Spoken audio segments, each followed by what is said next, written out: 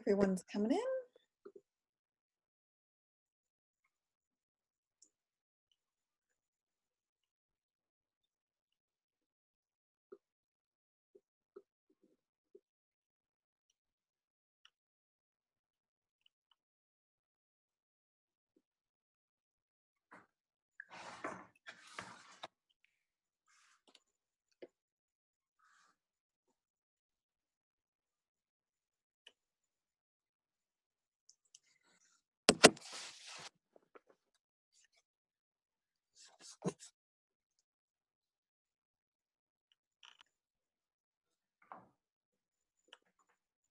Okay, thank you everyone for joining us today at LatinoBuilt's virtual training on what to expect during an OSHA inspection. I'm Leanna Petrone, the Executive Director of LatinoBuilt. This training is being recorded. Please keep your mic on mute unless instructed. For questions during the presentation, please use the chat function. It's at the bottom of your window. It says chat and it will pop up on the side there. Today's training is brought to you by LatinoBuilt and SafeBuild Alliance by a grant from Oregon OSHA. Please welcome our safety expert and member, Brian Ortiz, Managing Member of Mosaico Safety, and Rosa Martinez, President of Professional Minority Group PMG and President of the Board of LatinoBuilt.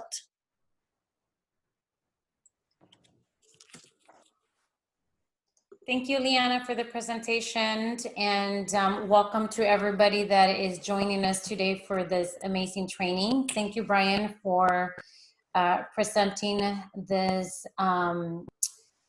training for us. Thank you. No problem. All right, so let's get started. So like Leanna said, this is what to expect during an OSHA inspection. I know that most of you guys, when you hear the word OSHA, when somebody calls you and they say OSHA's on site or OSHA called, you know, the first feeling that we get might be one of fear. So I always like to start with this quote that says, knowledge is the antidote to fear. And I truly believe that that fear sometimes comes from the lack of knowledge we have about the administration, the Oregon OSHA administration. But hopefully after this training, you'll have enough knowledge to ensure, you know, you don't feel fear when you hear the word OSHA. So we put together some questions that some of you guys may have sent in or requested for us to answer. I don't have all the answers, but I'm definitely going to try to address most of them. And if you have any other questions, like Leanna said, there's going to be some time at the end for you guys to submit your own questions. And Rosa's going to help me read the questions. So, Brian, why did OSHA choose my company for an inspection? It's a very good question. So there are 5 main types of inspections. And I know on your screen you may see 6. And the 6th one is kind of an added one. But there's 5 main ones.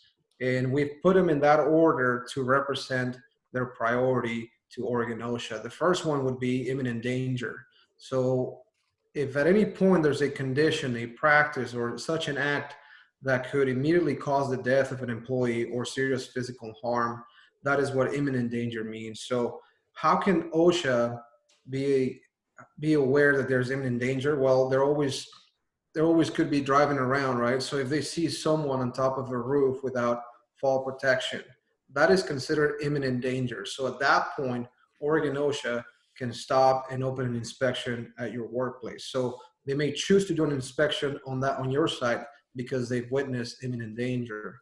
The second one is, as you guys may know, there's certain requirements where there's a fatality or a catastrophe or an accident on your work site that you have to report to OSHA. When that comes in, they can decide to do an inspection based on that. And I always get the question asked, what is a catastrophe? And I actually wrote it down. A catastrophe is when there's an accident in which 2 or more employees are fatally injured, or there's 3 or more employees that are admitted to the emergency room because of an accident. So if there's an accident where 3 or more employees have to be sent to the hospital, That's what a catastrophe is. The third one is OSHA may go to your site because of a complaint. So an inspection can be initiated when the division, meaning Oregon OSHA, receives a complaint. And they're not always going to come out to do an inspection. It depends on the nature and credibility of the allegations. And I always get the question, who can file a complaint? And my answer is always anybody. Anybody can file a complaint. That can be an employee, an ex-employee. We've even received complaints from people driving by, the neighbors.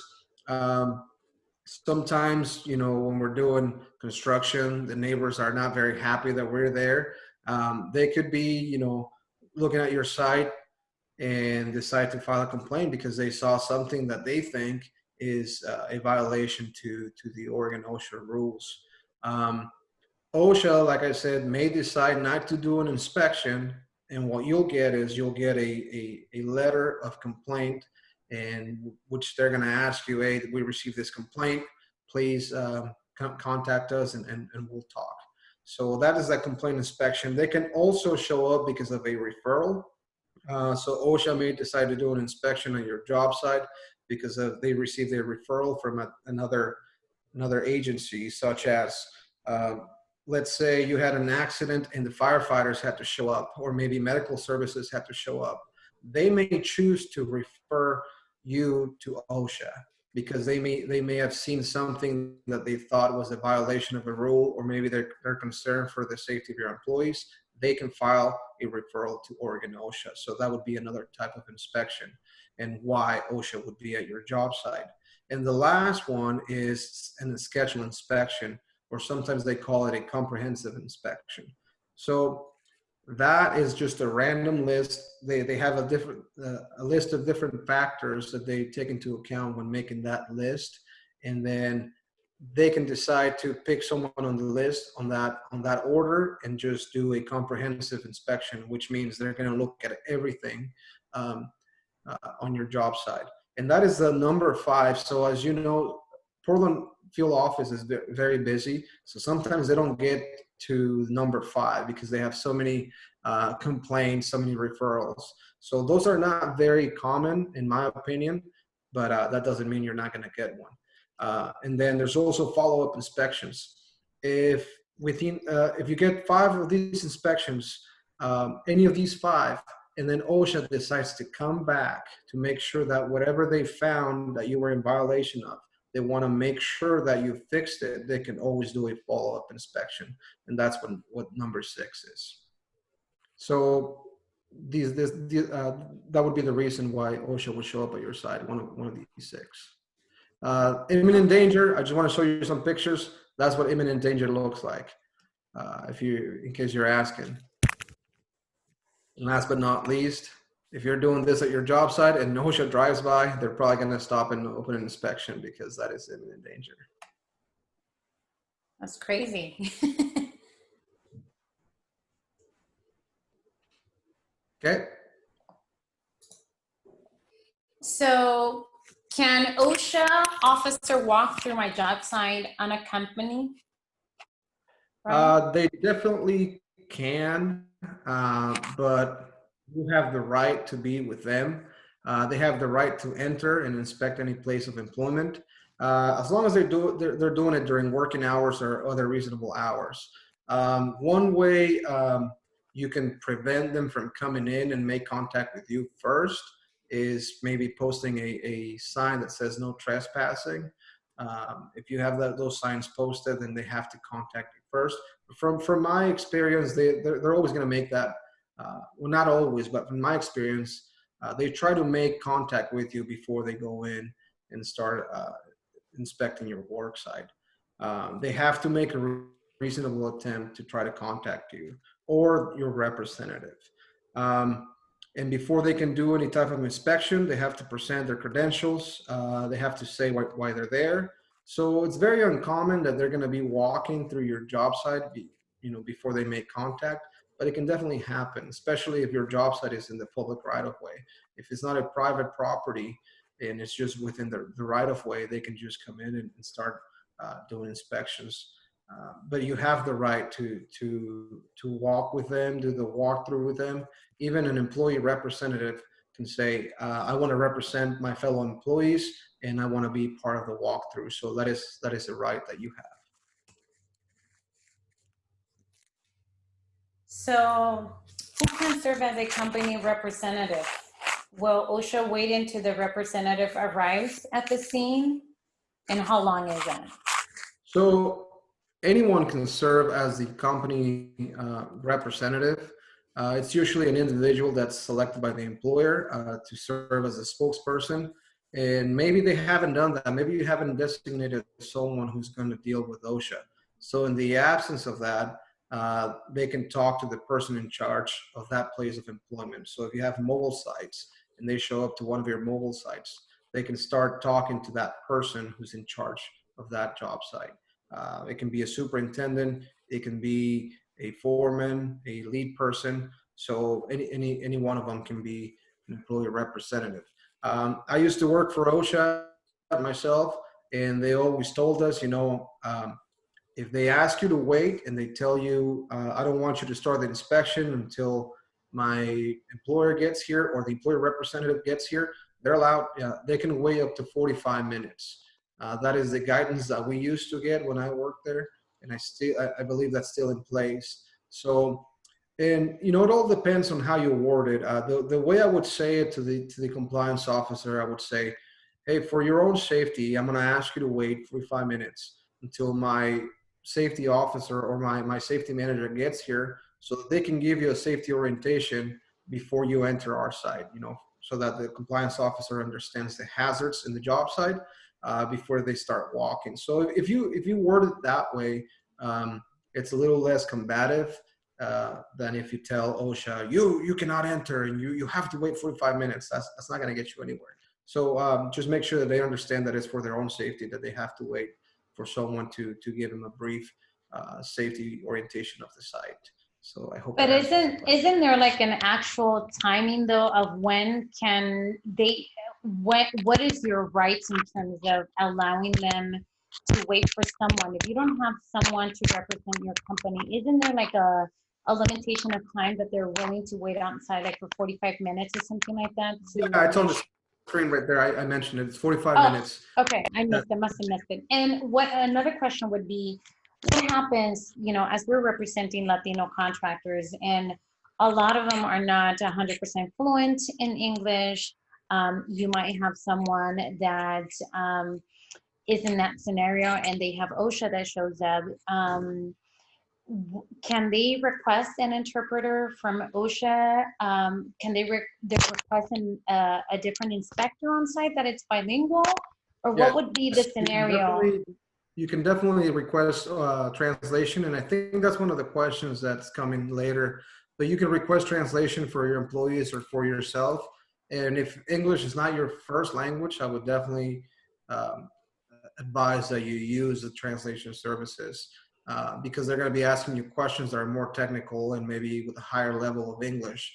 That I hope that if you don't have that level of English, you use somebody else to make sure that you understand the question completely before you answer it, and also that they understand the answer that you're giving them. But I think that's coming later, so I think we can touch on that a little bit later. Perfect. So Brian, can I request a copy of the complaint? So if we're talking about complaint inspections, they usually, when OSHA receives a complaint, they're going to do what it's called a complaint intake. That's when they interview the person that is making the complaint, and they're going to ask them what are the alleged violations or the alleged hazards, right? Each different hazards, they're going to make them into a list, and there's going to be item 1, item 2, item 3, depending on how many alleged hazards there are.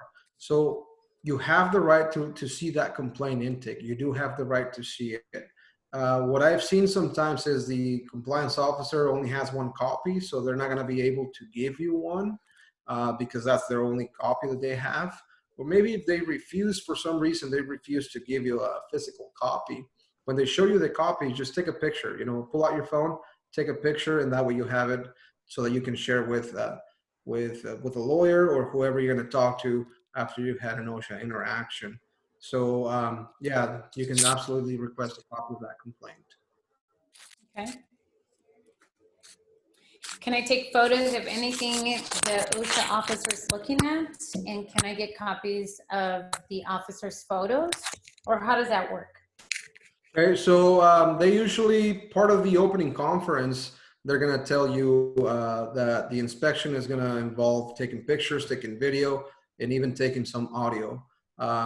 Everything, you know, if you take pictures of everything they're looking at, you're going to end up with 1,000 pictures. So usually what I do when I deal with OSHA, I say, before you take any pictures, would you please let me know what you're taking a picture of so that I can take the same photo, right? And they'll tell me, they'll walk with me and they'll say, I'm looking at that excavator, and they'll take a picture, you know, and I take the same picture. That way I have the same perspective. And I usually try to stand where they're standing too, so I get the whole perspective of what they're seeing. So yes, you can take pictures. You can tell them they're allowed, they have to let you know when they're going to be recording because of audio. They're going to be recording your audio, so they're going to let you know in advance. If they don't, make a note of that.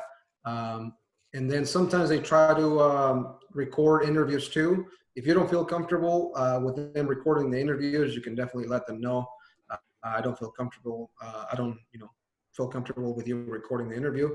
And my experience has been that they just turn off the device and they don't record.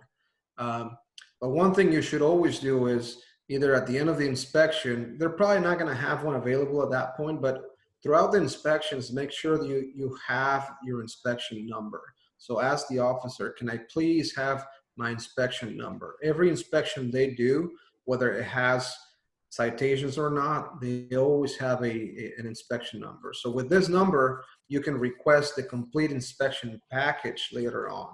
So you can call Salem and they have the public records. You can make a public records request and say, I want the inspection package of this inspection number, and they can either mail it to you or actually they've actually emailed it to me before. So that way you can see everything, not only the pictures, but any video, the complaint intake, and then you can also see any notes that the compliance officer made.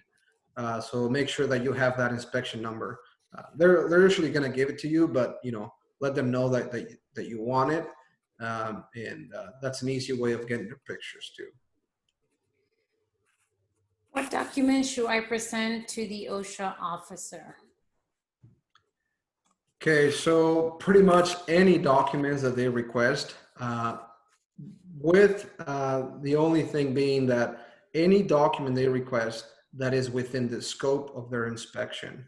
So each type of inspection, like we talked at the beginning, each inspection has a scope, right? The things that they can cover. If they're requesting something that has nothing to do with the scope of the inspection, you can always tell them, why are you requesting this? Why do you want me to give you this documentation? I'm happy to give it to you, but let me know why, because I don't think it's within the scope of your inspection. And here's an example. Let's say that they're there for a complaint, and the alleged hazard of the complaint was that your employees are not using fall protection, right? And then the officer tells you, I want documentation of the training for forklift for all your employees. Well, that doesn't really have to do anything with the scope of why they're there. They're there to look at fall protection, right? And why are they requesting forklift training records? So that's when they would be making a request that is out of their scope. While they're there during the inspection, if they witness imminent danger related to a forklift, they can always expand the scope of their inspection. So just be aware of that. They can, and I think there's a question coming up about that. So they can request anything as long as it's within the scope of the inspection. And then the most common documents they're going to request is OSHA 300s and OSHA 300As. They usually request them for the last 3 years. So make sure that you always have those available. It looks great when they ask you for those and then you immediately send them. It looks pretty good. That means that you have everything in place. And they're also going to request documentation related to safety meeting, safety talks, toolbox talks, whatever you want to call them, and also any safety committee minutes if you do have a safety committee. My experience has been that they request the last 12 months of those. So make sure that you always have those available. If you're having safety meetings, you're not documenting those, please, please, please start documenting your safety meetings. It's as easy as just grabbing a notepad, putting the date, what you guys talked about, and then have everyone sign it. Right now with COVID-19, they don't recommend signing anything, but you can be the one taking names, and it's just as easy as that to document your safety meetings and safety committee minutes. So Brian, how long do I have to find and provide the documentation requested by OSHA? Can you give us like an overview of timing of how long is it? I mean, this is only relating to providing documents, but overall, since day one that they show up for an inspection, when they request usually what's the closure period? Give me some timelines of typically what happens so we get an idea. Usually OSHA will show up and they'll do the walkthrough. They're going to walk the site. They're going to talk to you guys. They're going to want to interview employees. That's usually done on the same day. If for some reason the employees they want to talk to are not there that day, they're going to schedule that with you to come back. So it's very hard to say because of depending on the scope of their inspection. If it's an inspection, they complain with 15 items, that's probably going to take very long. But if they're there for an inspection on a complaint with one item, and they show up and they're like, well, it doesn't seem like these allegations were true, they can be done the same day. So it's kind of hard to say, but usually fatalities or accidents, those inspections can take up to 6 months, 4 or 5 months to be completed because of the scope and how difficult they are. How long do you have to find the documents? Like I said, if you have them ready, that's the best. But typically the officer is going to request, once he gets back to the office, after that initial walkthrough, they're going to request documentation in writing. They're going to send you an email or they can send you a letter. Right now, everything's through email. So they'll send you an email and they'll give you a list of all the documents that they're requesting. And they usually give you a due date. They'll say, we want you to give us these documents by the end of day, and they'll give you a date. If you need more time, for some reason you need more time to provide these, you can always request an extension. Email them back and say, I would like to get an extension, 3 days extension, so that I can provide you all the documents. It's not very typical, but they do have the authority to impose penalties because you didn't provide certain documentation. So make sure that you're first of all, make sure you're documenting everything you're doing within your safety program so that when they request it, you have it available. And if you're not going to make that due date, make sure you request an extension so that you don't get into trouble. So can I limit the scope of the inspection and how?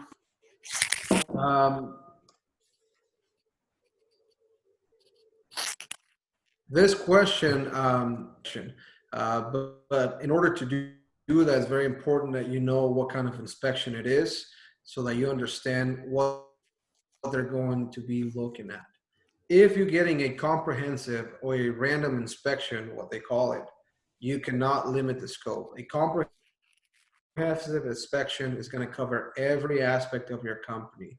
And it's not very common for people to get those very often, especially here in the Portland area, but it can happen. And if they're there to do a comprehensive inspection, there's no way you can limit the scope. But for the other inspections, you can.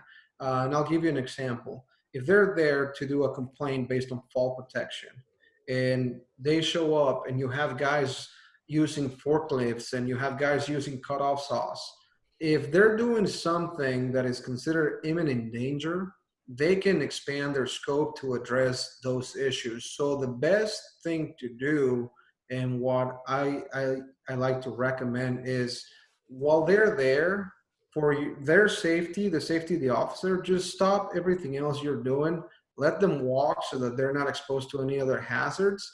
And usually, we send the guys on break while we talk to the officer.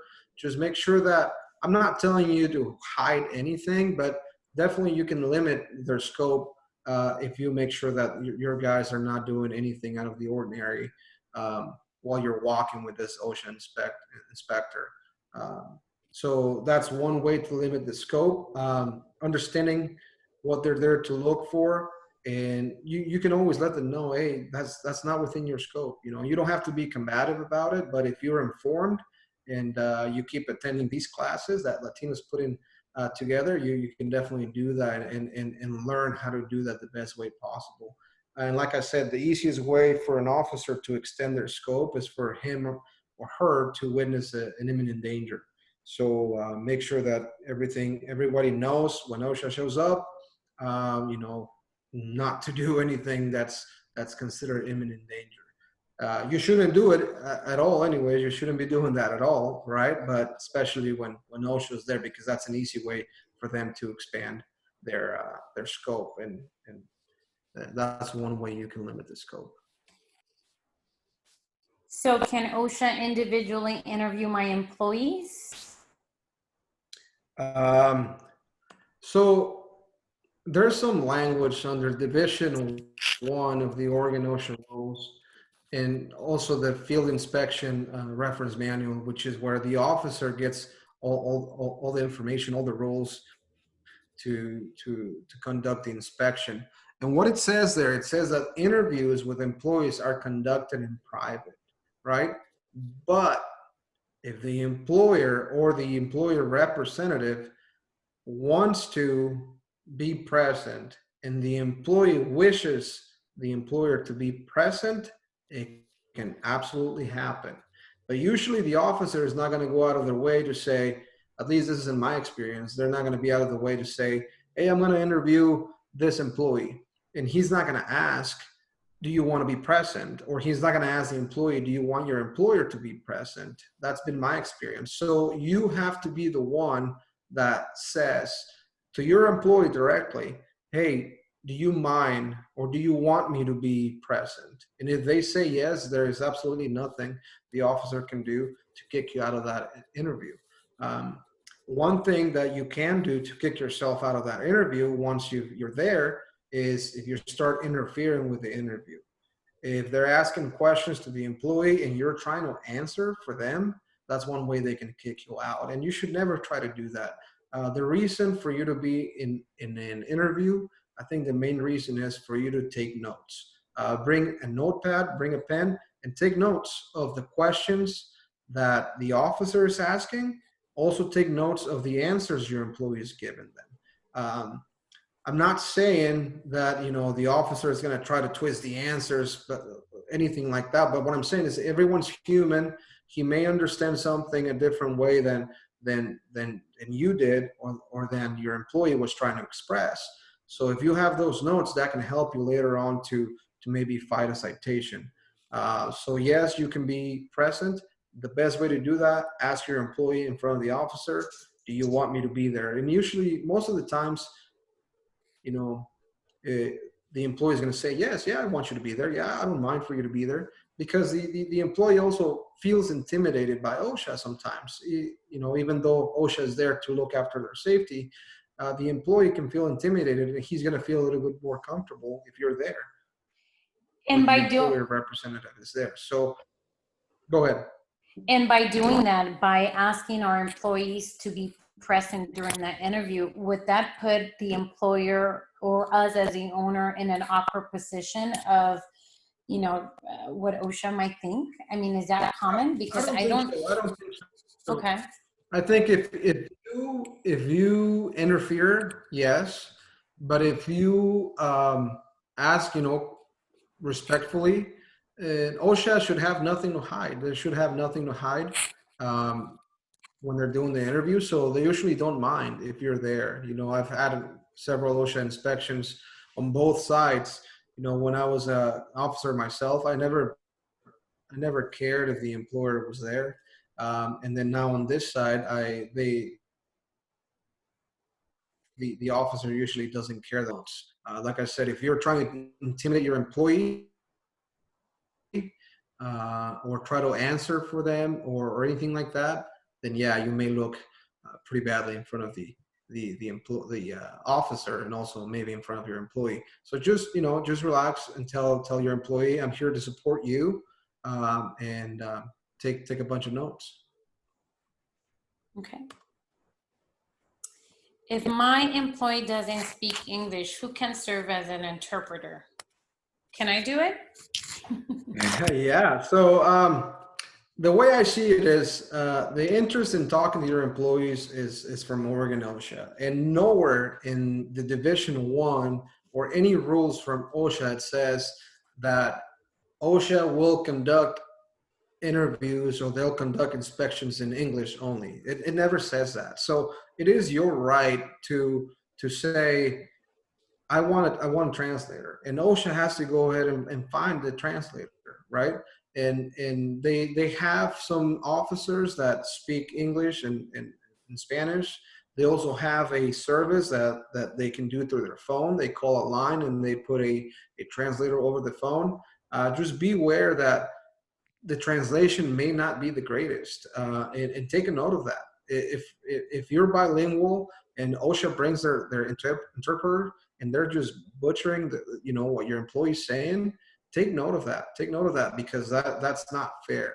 The employee should understand every question fully, and the inspector should understand every answer fully. And if the translator is getting in between that, then that needs to be brought up later on, maybe during an appeal or maybe during the inspection. I recommend you bring it up after the fact, not during.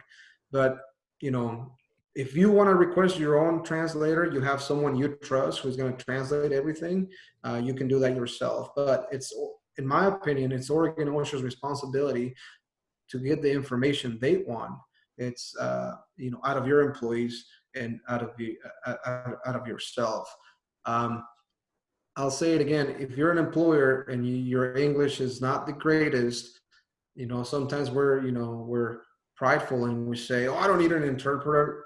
If your English is not 100%, trust me, you need it. You need it. It's in your best interest to get one, because you want to understand everything they're asking you.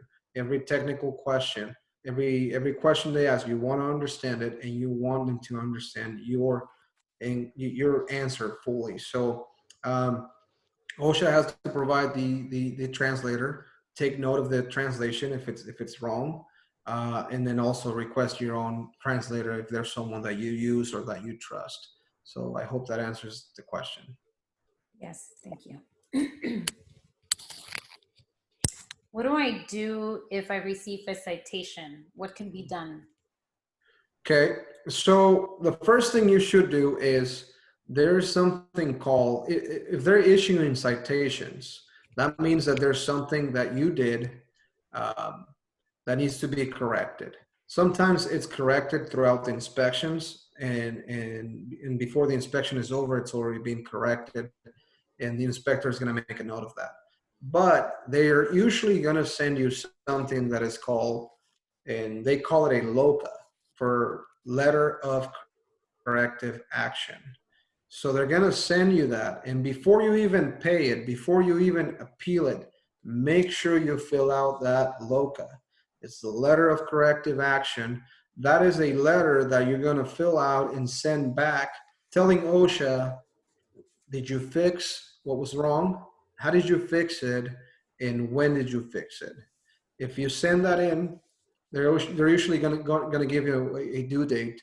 If you don't turn it in, they can assess penalties each day that you are late.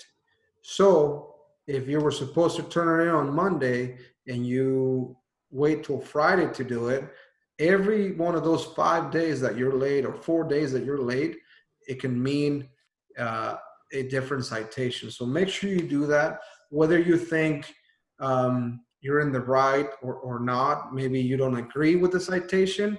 That doesn't matter. Just fill out the letter of corrective action. Then you can later appeal and do your battle to get the citation vacated. But it's very important that you do that. I also recommend talking to an attorney. There's always the ability to appeal. And I always recommend these things, not because I think OSHA is evil or anything like that, but for us that are on the private side and that, we're trying to make a living, sometimes we don't understand that a fine can have long-term effects. Sometimes we see the money and it comes in, and maybe you're having to pay $350 and you're thinking, well, that's nothing. I got lucky. I only have to pay $350, and you sign it and you send it back with a $350 check or whatever, and you think it's over with. Well, it's not, because if you have workers' compensation insurance, when they're trying to calculate your premiums and what you're going to pay, they always look at how many citations you have. That is one of the things they look at. So to you, it may seem that you're only paying $350, but this citation is going to stay on your record for about 3 years with your workers' compensation carrier, and they may charge you even more because you've had 5 citations, right? So instead of paying $1,000 to your premium, now you're going to pay $1,500. So was it really $350 that you pay for the citation? It's not. It's all this other money that are going to have to be paying. Another way, if you just accept liability over the citation, it can open you up to civil liability too. So make sure you always talk to an attorney before you just sign it over and pay it. And then it can also prevent you from working on certain projects.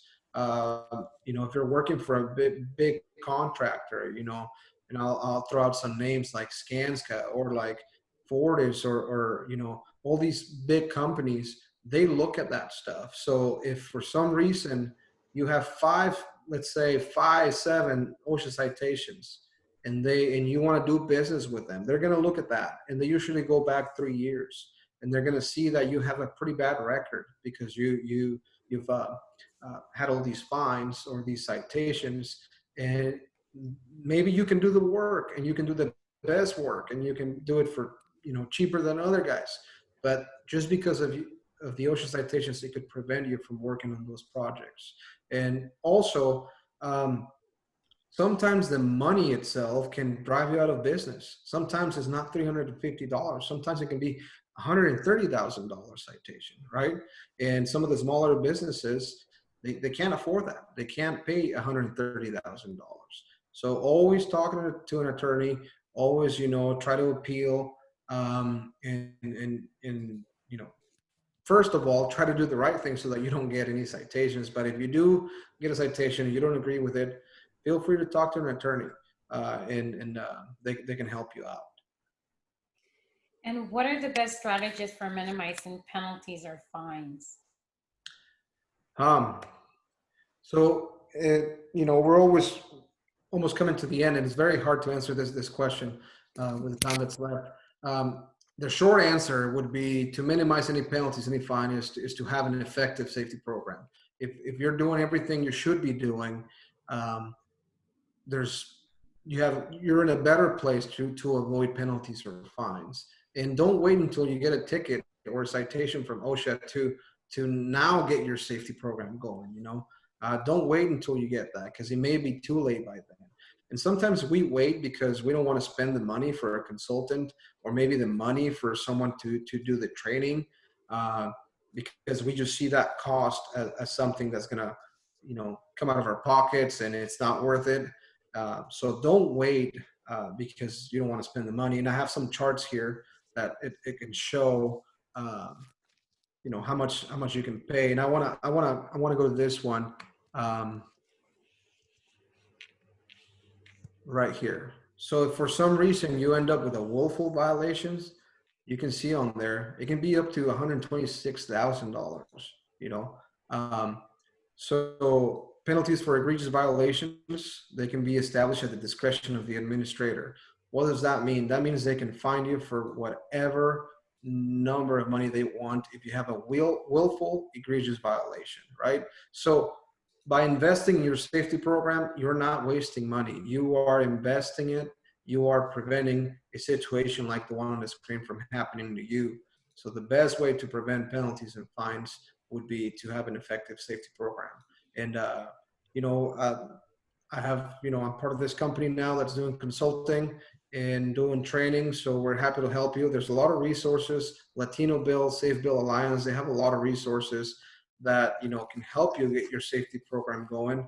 And if you already have one, maybe it can help you make it stronger and make it effective. You know, sometimes we have a safety program that is about this thick in paper, and we think, oh, I have a great program, but it's not effective if it's just, you know, on paper. If your employees are not actively enrolled and involved in the program, they're not participating.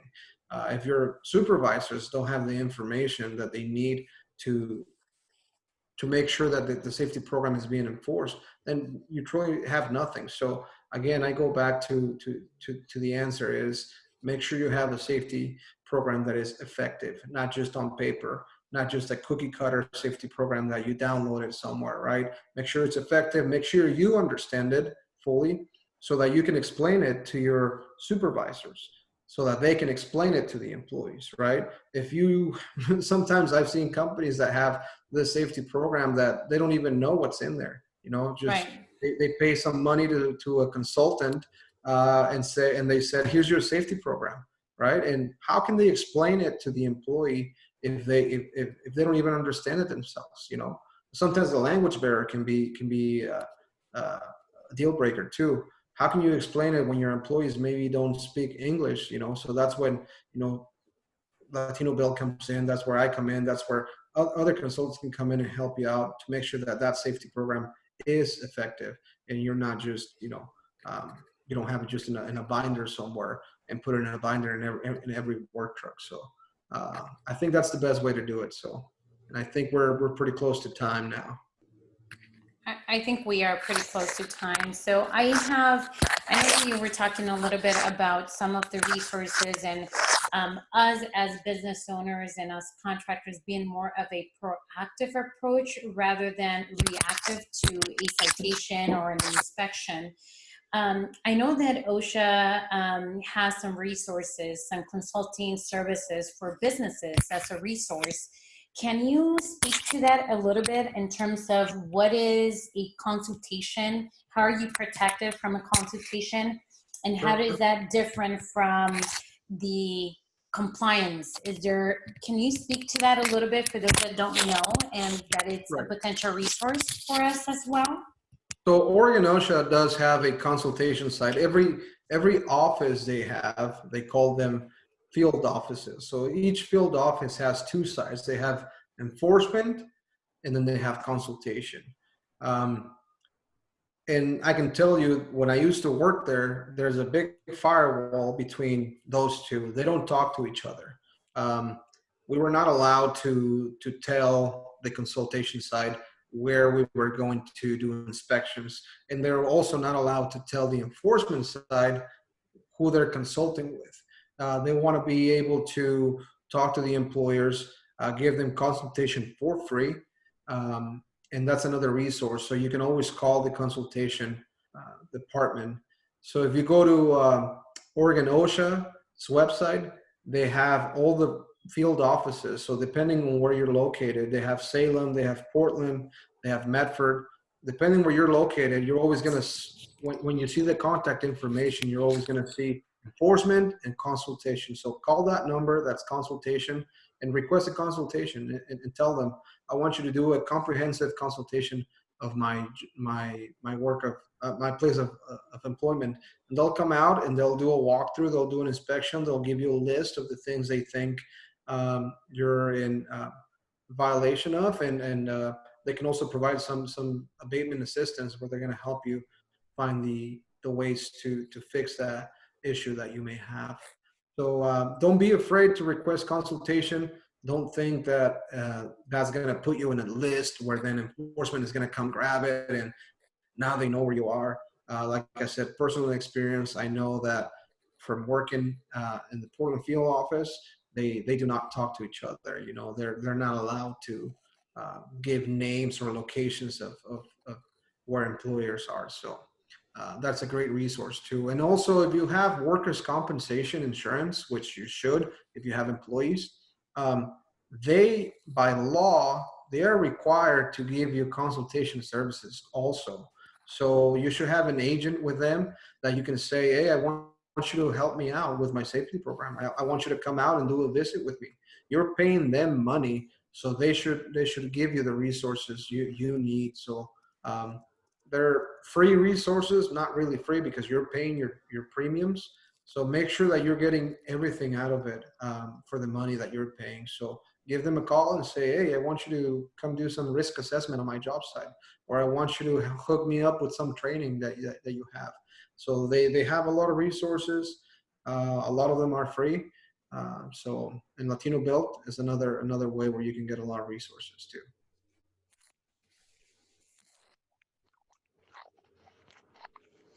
Anything else? I don't know. I'm not really sure if there's some questions out there on the chat, or Liana, if we can open it up for a dialogue for folks that might have some questions. Yeah, for a couple minutes, if anybody has any additional questions, you can unmute and do that. And then Brian, if you want to unshare your screen.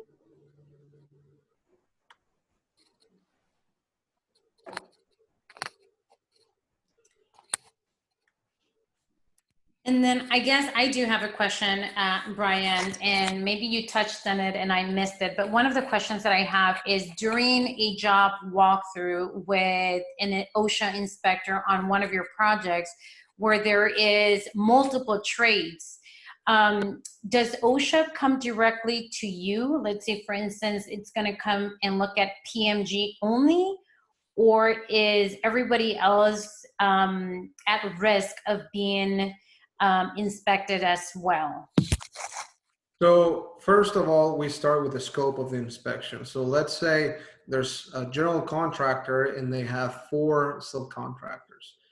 If they received a complaint for one of the subcontractors, they're only there to look at that contractor, right? Because their scope is limited to that complaint.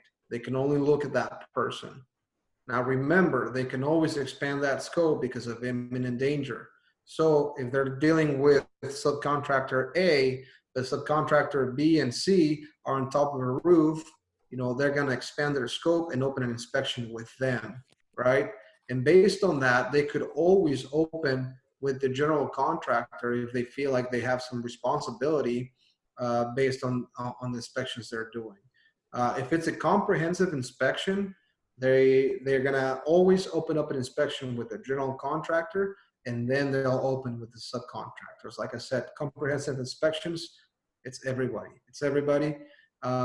Fatalities, accidents, they're usually gonna look at the employer that had the fatality or the accident, but always know that they can always expand if they see you, if they witness imminent danger. But they're always going to start with that scope. What's my scope? Am I looking just at one complaint for this company, and then they'll go from there. So I hope that answers the question. No, it does. It does. Thank you. Okay, one last call for any more questions.